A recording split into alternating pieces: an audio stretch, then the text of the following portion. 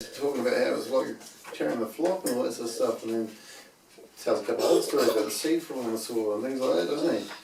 And then all of a sudden,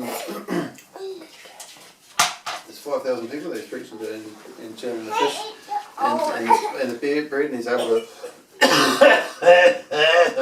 feed them. The Lord just keeps on going, doesn't it, mate?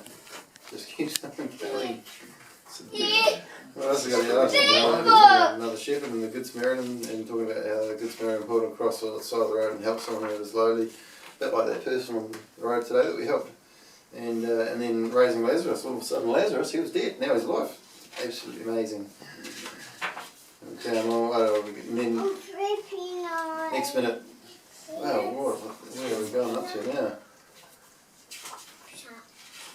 Next minute, Lazarus is walking out. There you go. He's looking all a bit dirty because he's been a bit shabby. I thought he was dead, you know, so probably smelt a little bit. He's a bit rotten. And then we talk about Zacchaeus, the tax collector, and stuff like that. I can't remember that story, but don't worry about that. And then he enters Jerusalem. He's on a donkey. And all of a sudden he's having his last meal, but they don't even realise it's his last meal. It's Easter time? Yeah, this is right about now, so we're having Easter. And then he's in the Garden of Gethsemane and he's praying and he knows that he's going to go, and his disciples, they fall asleep on him and all that sort of stuff, mate. So yeah, don't be too silly. Don't be silly. And then someone even denies that he even knows it, which is a bit unfair, really. It's not very nice. So. And he's before the king, and then the king wants to actually crucify him. So all of a sudden he's put on the cross. The text is all better, isn't it? Killed Jesus. The whole They thing have to go faster. See that? On the cross?